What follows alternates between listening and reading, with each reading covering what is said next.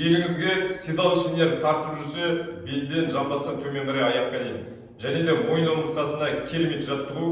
Осы жаттығуды күнделікті әдетке айналдырыңыздар. Бұл седал шинер дейміз, бел дейміз, ауыр болатын адамдарға, белінде протрузия, грижасы бар адамдарға седал шинерға беріп ауыратындарға, және де мойын омыртқалары әлсіздерге шейный остеохондроз дейміз. Мойын омыртқада шейный остеохондроз болса, ол адам бас ауырып бастайды, қан тамырлары әлсірейді, қан қысымы көбейеді, немесе біреулерде бас айналу болады.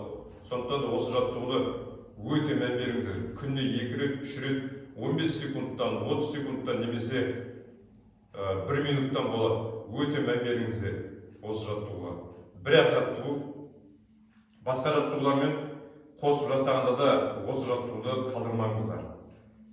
Осылай тіке жатамыз. Бұның техникасы поэтапын көрсетемін. Дұрыстап тыңдап алдыңыздар. Осылай жаттық, тегіс жерде жатамыз, қатты жерде. Бір аяқты бүгеміз, сосын үстіне саламыз. Кейбір адамдар бұлай сразу жасай алмауы мүмкін, бел ауырып жүрген уақытта. Осылай болады техника. Мысалы, аяғыңызды жайлап салып алдыңыз, и сосын жай аяқ бүгеміз. Екіншісі, мына қол басты көтереміз, мойын омыртқада талу керек. Басты көтеріп, тізесінің сыртынан ұстап. Егер бел ауырып тізенің сыртынан ұстай алмайтын жағдайда, мына ішінен ұстау болады, ішкі жағынан аяқты. Немесе көмектесіп жіберу керек қасыңыздағы адам. Жіп, ремень немесе шарфты аласыздар, былай тартып, осылай тартып жатасыз. Басыңызды көтересіз 15 секунд, 30 секунд, 1 минут. Сонда қазір мен оң жақты тартқанда сол жақ ауырады, жағы седал шинер жұмыс жасап жатыр деген сөз. Тартатсаңыздар, былай тартып жатасыздар. Осылай бас, мойын талап, шейный остеохондрозға өте пайдалы. Седал шинерға, белге, жамбасқа осылай тартасыз. Егер тегізе алсаңыз, маңдайда тегізіп жату болады. Осылай тегізіп жаттыңыз. 30 секунд, 1 минут, немесе 15 секунд.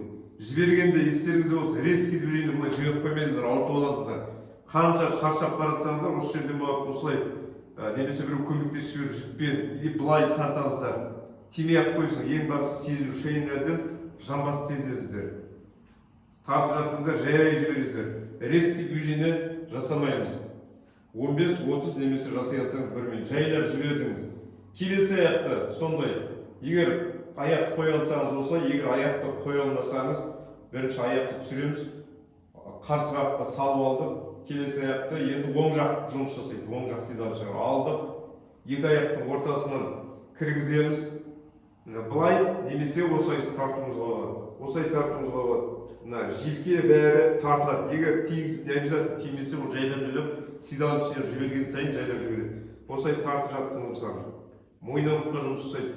Бастары ауыр мүмкін, басында бас қызып, осы жасаған. Шейнерді өзі ішкі бұлшықет жұмыс жасап жатыр деген сөз. Немесе осылай тарталсаңыз осылай 30 секунд, 1 минут, немесе 15 секунд. Жай жібереміз. Резкий движение жасамаймыз. Жай жібердік. Одан соң мына екінші жаттығу жасай беру болады. Аяқты қол үсті жерге қоймаймыз. Екі табанды тигіздік. Былай екі табанды қостық, осылай тартамыз. Бұл жерде бел тоже мойын омыртқа жұмыс жасайды. 30 секунд, 1 минут, немесе 15 секунд жасаймыз. Жай жібереміз. Болғаннан соң міндетті түрде 3 рет, 10 рет, 7 рет вдох выдох. Қазір 3 рет жасайды. Терең мұрынмен демді алдыңыз, ауыздан жібереміз. Терең алу керек.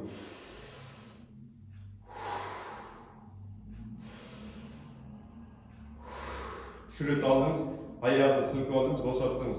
Тұрғанда естеріңізде болсын, резко былай тіке тұрмайсыз. Мысалы, оң жағыңыз ауырса, сол жақпен, сол жағыңыз ауырса, оң жақпен қисайып алдық.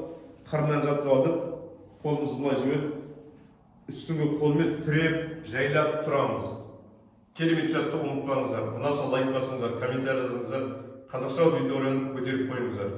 Құдай қаласа, алдағы уақытта да керемет кеңестермен бөлісетін боламын. Аман болайық.